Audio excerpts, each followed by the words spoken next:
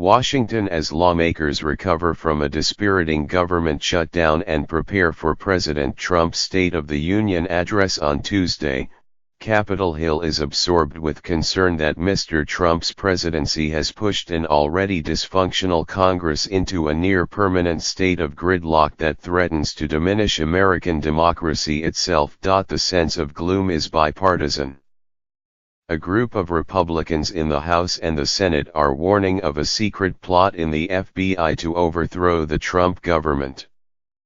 Democrats speak of corruption and creeping authoritarianism, unchecked by a Congress that has turned into an adjunct of the executive. And few lawmakers can muster a word of pride in their institution. The Senate has literally forgotten how to function, said Senator Angus King, independent of Maine. We're like a high school football team that hasn't won a game in 5 years. We've forgotten how to win. Senator Ben Sasse, Republican of Nebraska, is no more sanguine. Congress is weaker than it has been in decades, the Senate isn't tackling our great national problems, and this has little to do with who sits in the Oval Office, he said. Both parties, Republicans and Democrats, are obsessed with political survival and incumbency. The dysfunction has played out in ugly and puzzling ways. The 3-day shutdown this month over immigration came and went so fast that even many Democrats saw no point in it. Last year's futile efforts to repeal the Affordable Care Act soured many conservatives. Mr. Trump's sweeping budget proposal to reorder government was simply ignored.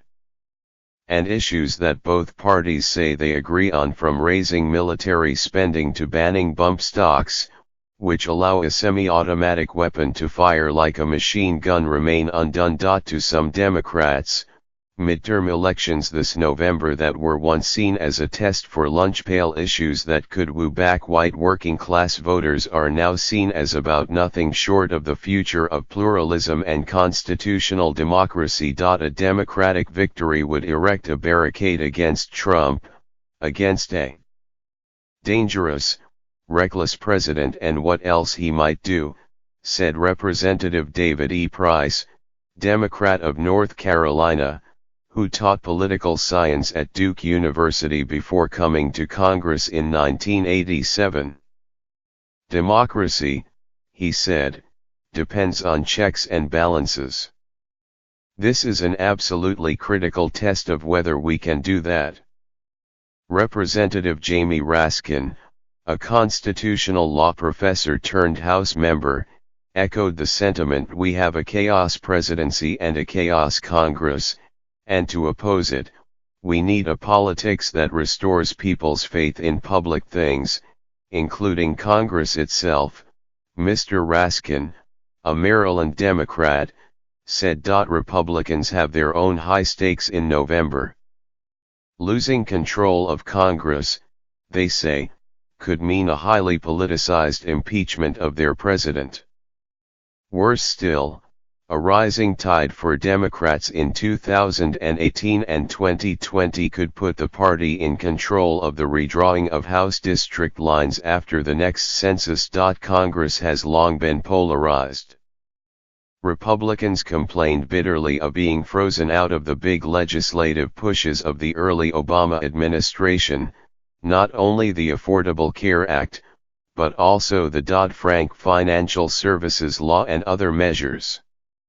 It was Senator Harry Reid, the Democratic leader at the time, who first used the so-called nuclear option to end filibusters for administration nominees and most judicial ones. But Ross Baker, a political scientist at Rutgers University, sees something new in the level of vitriol and hyperbole. It's something that I think has only become more intense, more conspicuous, because of the outsized personality and idiosyncrasies of President Trump, Mr. Baker said.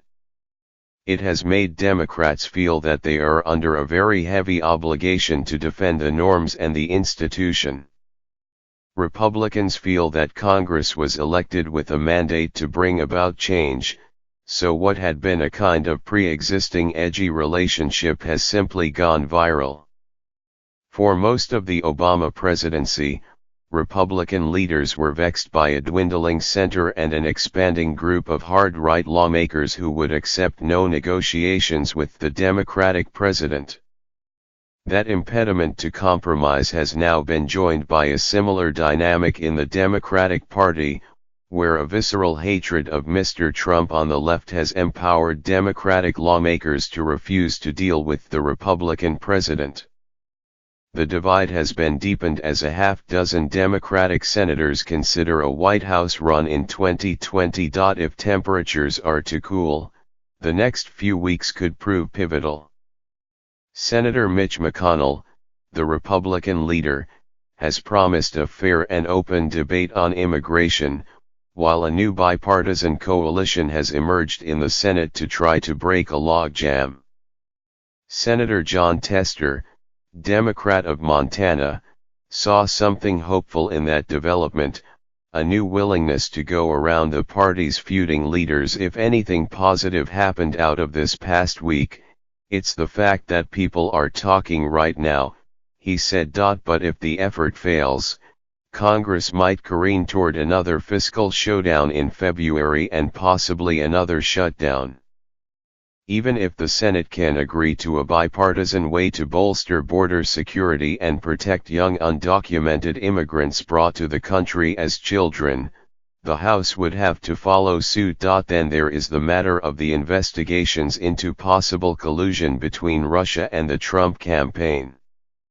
What began as a bipartisan effort to get to the bottom of Russia's brazen meddling in the 2016 presidential election has devolved in recent weeks into partisan warfare, particularly in the House.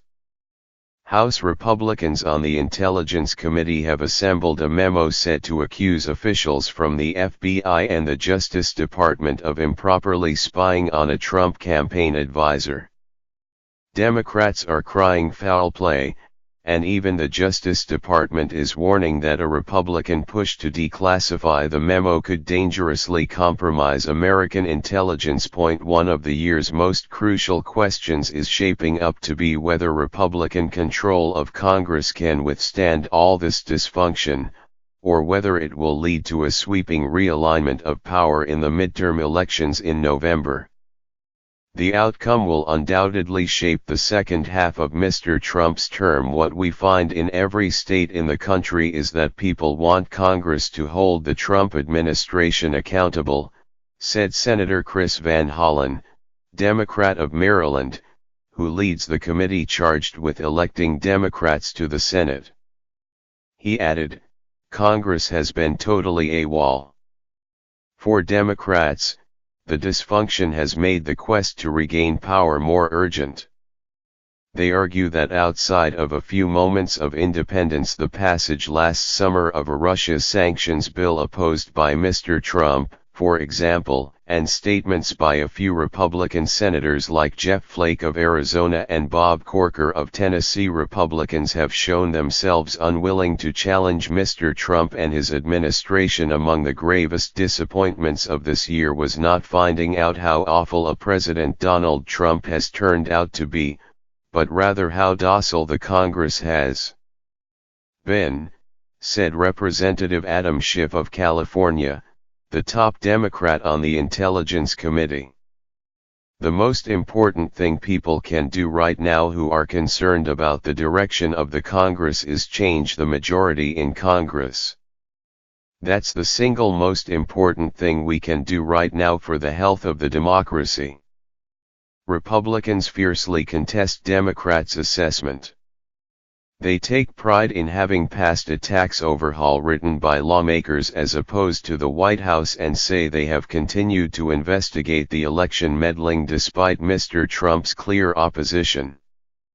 There is nothing wrong, they argue, with Republicans advancing an agenda they share with the White House and have long waited to enact. If we were really in the tank for Trump, we wouldn't even be doing this investigation, said Representative Tom Rooney, Republican of Florida, who is helping to lead the Intelligence Committee's Russia-related work.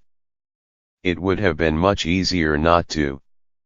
For the moment, Congress simply needs to show it can perform its most basic function, controlling the government's purse.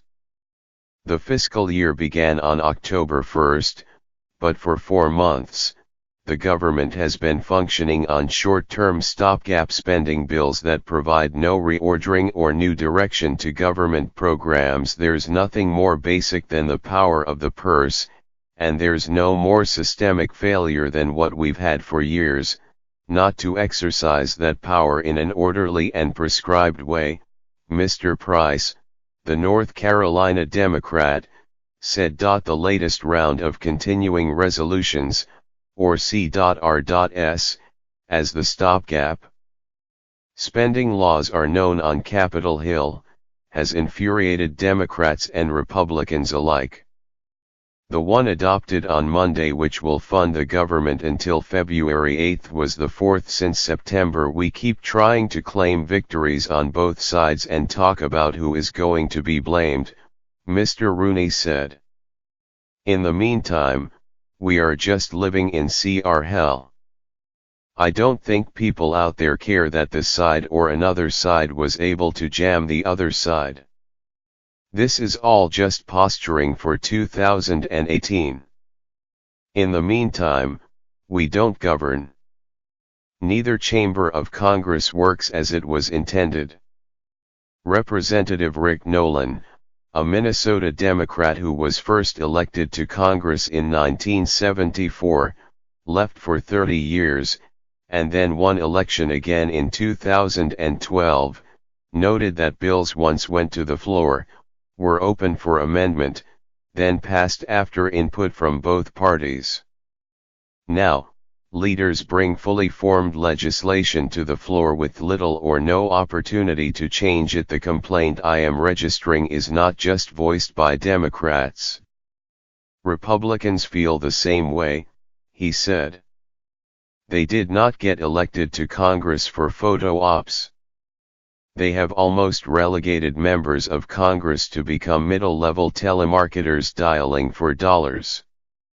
In the Senate, business is so rushed that Senator Lamar Alexander, Republican of Tennessee, complained that many of the newer senators are unaware of the chamber's most basic rules. We don't do enough legislation on the floor to give them experience with how to pass a bill, Mr. Alexander said. Tom Dashley, a former Democratic Senate Majority Leader, lamented that the dysfunction might be permanent. I worry about whether or not it's reversible, the loss of norms and the loss of institutional process and the lack of institutional memory, he said.